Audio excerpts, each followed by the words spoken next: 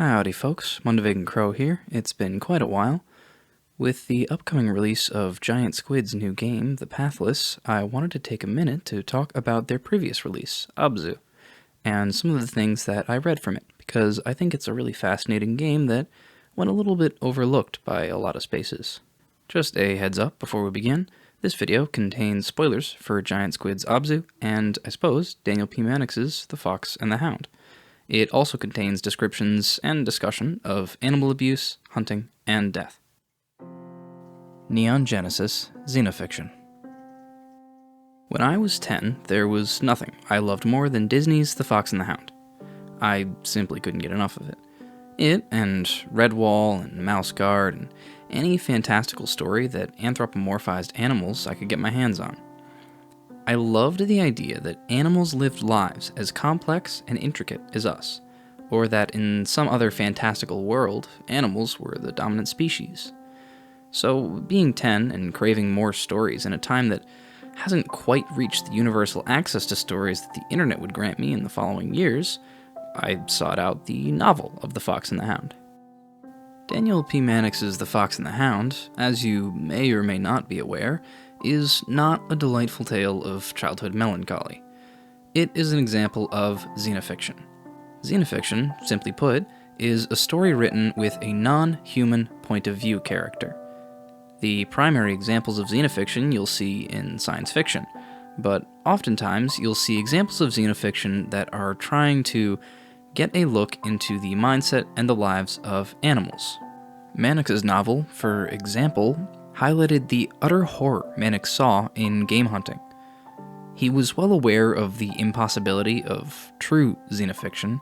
He could never truly capture the way a fox thought or acted, and would have to, of course, anthropomorphize to make the story functional. But his goal was to get as close to that impossible concept as he could.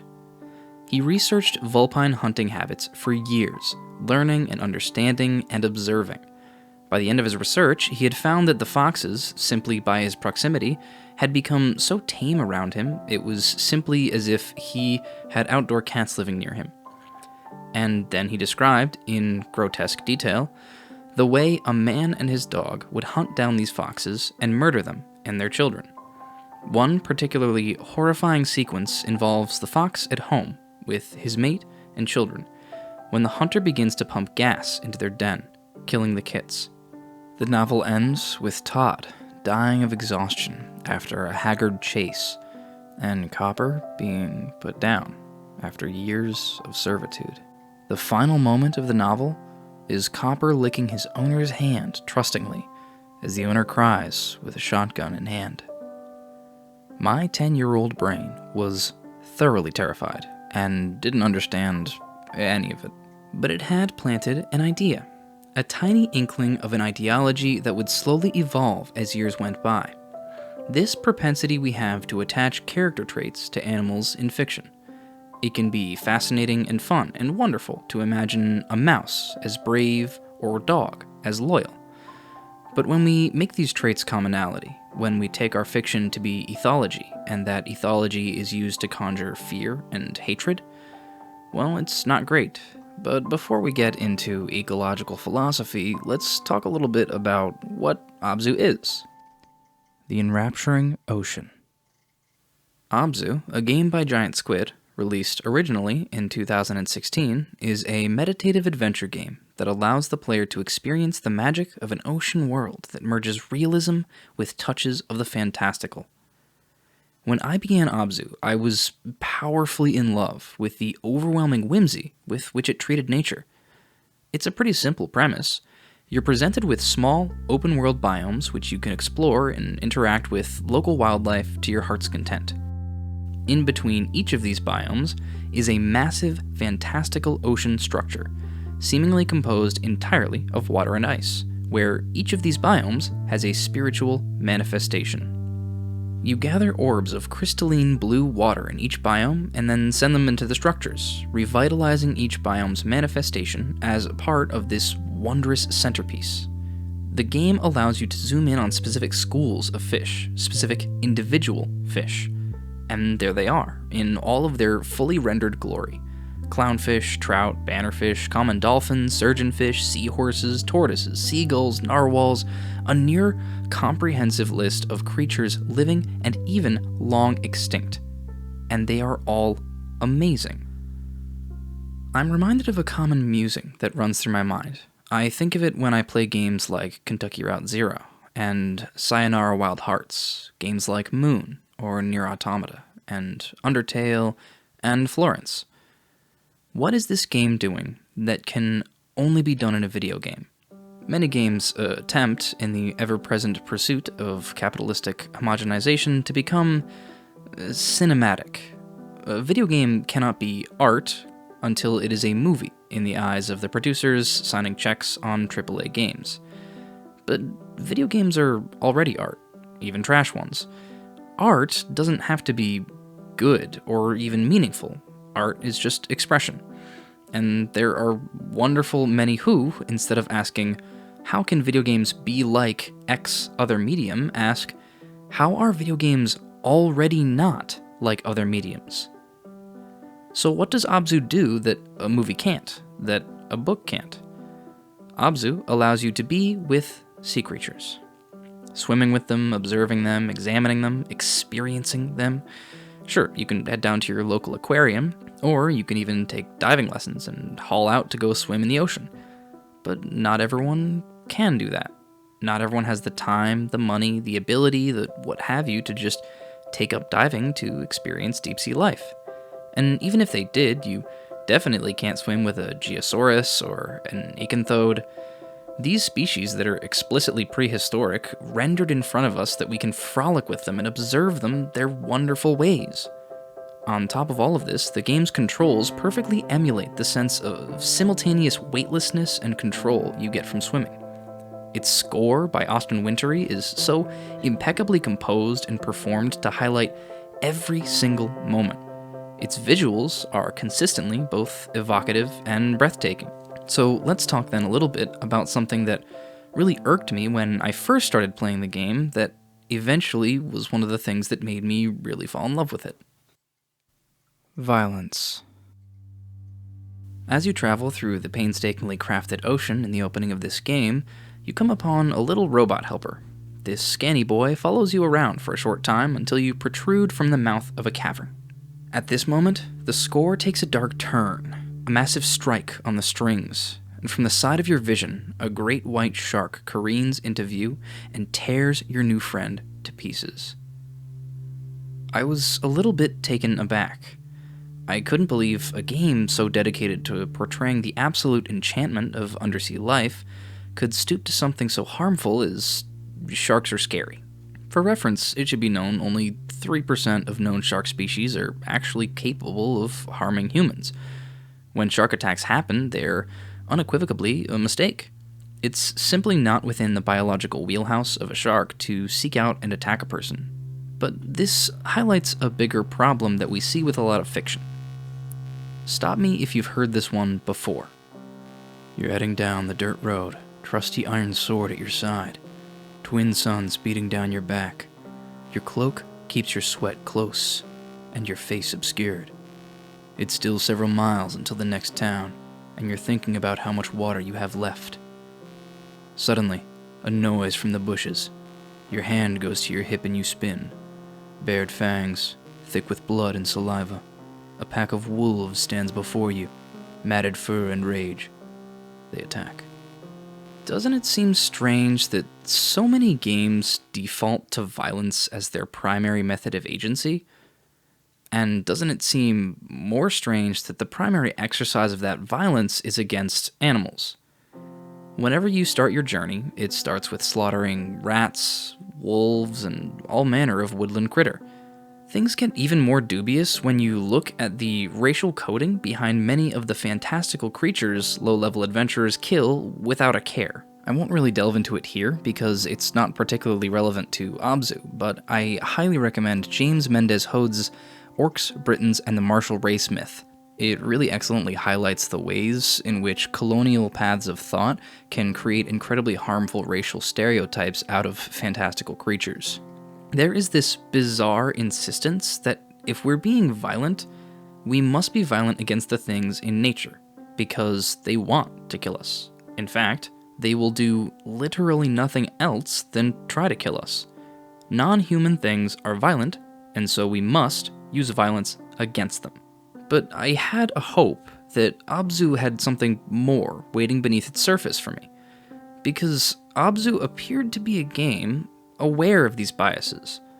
Alongside this cliched strike from the Great White is also these surreptitious moments with goblin sharks, basker sharks, thresher sharks. ABZÜ understands that sharks are not monsters, but animals just as complex and wonderful as all of the other animals they share the ocean with. Not only does it understand this, it understands that the demonization of sharks comes directly from people. The very much fathomable deep. Excuse me if you will, some summary of the game's events, and I'll have to lay out two things before we get into it. First to note is at the opening of each biome, our initial nemesis, the Great White, is seen retreating into the opening of the game's next section. This serves firstly as a visual waypoint of the player's eventual goal, and secondly as a persistent reminder of the Great White as an ever-presence. Second to note is the game's tonal shift. Towards the game's close, ABZÜ's locales suddenly morph from open, coral-drenched biomes filled with wonderful creatures to sullen crevices, deep at the bottom of the ocean. The wonderful creatures are still present, but alongside them now comes a new actor. Massive steel inverted pyramids, flashing red in the dark depths. Even in their fantastical construction, the implication of what these technological interlopers is clear. These are sea mines.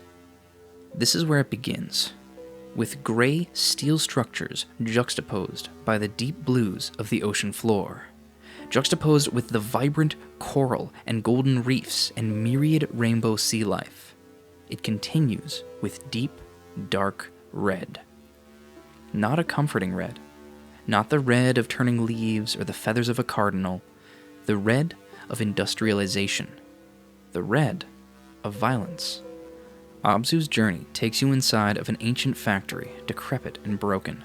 It takes you through the knowledge that the scanners that have followed you thus far are made using the very soul of the ocean you use to revitalize it.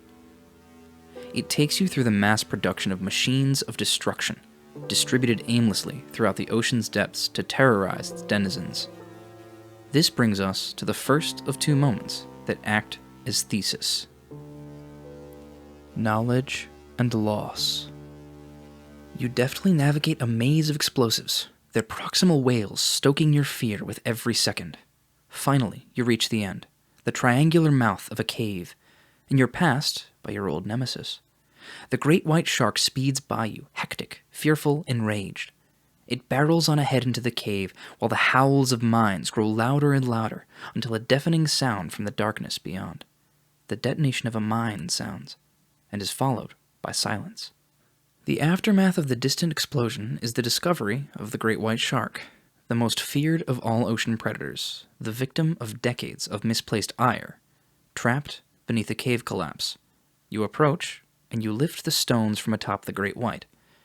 Release, it swims in a circle, hovers parallel to the player, and swims away. There is a key detail about this sequence that needs highlighting. At no point in this scene does the game imply you're in danger of the great white. At no point does the game propose there is even the slightest possibility that the shark will hurt you. This brought me to a revelation. The brief instance that the shark is portrayed as violent is, as we now learn, a violence targeted explicitly against a machine of capitalism, a machine of the destruction of climate and wildlife. And in that moment, when the shark destroys the scanner, the player character is not afraid. What I mean is that the little diver we play as at no point expresses fear of the great white, and in going to help the shark after the collapse, the diver completely trusts the great white. Even if the player is unaware of the true nature of sharks, the character they control is. It's one of the powers of storytelling so few video games take advantage of. Developers are able to turn the video game into a true, unobtrusively didactic experience. Allow the player to learn what the character knows through the character's reactions of things and how those juxtapose with what you're allowed to do as a player. ABZÜ is actively attempting to teach the player not to be afraid of sharks, to not be afraid of the ocean, to not be afraid of the darkness at its depths. The only thing this game wants the player to fear is the machines humanity has created. This brings me to the second moment. The moment the shark dies. After slithering your way like a revolutionary sneak thief to the nexus of control in this ancient, still-moving machinery, the machinery strikes out. It detects you. It detects the great white, and it deems you both interlopers. It sends scorching electricity out, incinerating your body, and incinerating the body of the great white. You both sink, and at the deepest depths you come upon both knowledge and loss. The knowledge that the diver isn't human, but another of the many machines created by this place. Not only that, but the bright blue essence of ocean you've been using to revivify the manifestations of ocean spirits have been stolen. Stolen and used to power these machines. And the loss of your newfound ally. The diver is able to do nothing but comfort the great white shark as its eyes close and it breathes its last. But you cannot kill the ocean. With the death of the shark, you make your way through to further remnants of civilization. But these structures are not brutalism and steel. These structures are not hallmarks of industry and exploitation. These are beautiful things of blue stone and golden chains, of art installations showing a deep history of worship and culture and respect for the ocean and whales, for the ocean and squid, for the ocean and manatees, for the ocean and the great white shark. And you make your way through, heart heavy with the loss of the great white on your mind, until finally you come to the end. And you arrive one final time at that ocean superstructure, and you take the essence of the ocean, the one contained in your very own heart, and you bring to life the final structure. And with it, you bring to life the spirit of the great white shark. If you will, please watch this brief moment. What isn't seen is my utter amazement. What isn't seen is the slight smile spreading into a slack-jawed beam. What isn't seen is the tears forming at the corners of my eyes, the increase of my heart rate, the sense of revelation washing over me. This rush, this triumphant charge, humanity and nature unified against their mutual enemy, the score rising, the game's thesis perfectly demonstrated in one final, beautiful moment. The diver and the great white in unison. So long, and thanks for all the fish. I will be the first to admit that I am an easy person to make emotional. I do my best to resist wonderment and fanaticism, but it's not very difficult at all for fiction to move me on a base level. And surely, ABZÜ's emotional path will not be profound for everyone.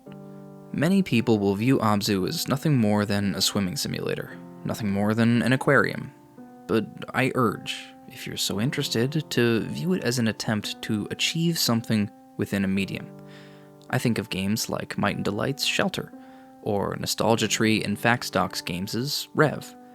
Games that are attempting to give players a perspective of the world that more closely resembles the fantastical ways we thought of it as a child. The idea that the wonderful sense of fantasy that we attach to animals when we're younger aren't necessarily incorrect, they're just not fully realized. Nature is genuinely a wonderful, fantastical place, and it can be without ever be misleading or exploitative, as long as it's informed. ABZÜ isn't xenofiction. it simply doesn't fit the definition of the word. In fact, it attempts, through its relation to both player and nature, to portray xenofiction as something itself othering. ABZÜ represents an attempt at fiction that places the player character not as an outsider to nature, as many attempts at examination do, but as an entity similarly abused and exploited by the manifestations of capitalism. It isn't attempting to show the perspective of nature, it's attempting to go a little further and show how humanity and nature, despite being fundamentally different and technically incomparable, are affected by the same systems. Similarly, it doesn't even propose that humanity or industry is inherently villainous, but that the mass production and overextension of industrialization are what leads to our destruction, and to the destruction of nature. It's not about animals destroying everything humans have made. It's about humans gaining a greater understanding of nature and working alongside it to destroy the exploitative systems in place and build a better, more harmonious world. A lot of this was really just my random thoughts as I played this game that I thought was really interesting. It left a lot to think about. Think about the tools a game offers you, think about what a game is trying to say with its presentation, and it made me really excited for Giant Squid's next game, which I'll definitely be picking up. I hope you enjoyed this. If you did, stick around. If you didn't, well, hey, can't win them all, I suppose. Take care of yourself, and I hope to see you soon.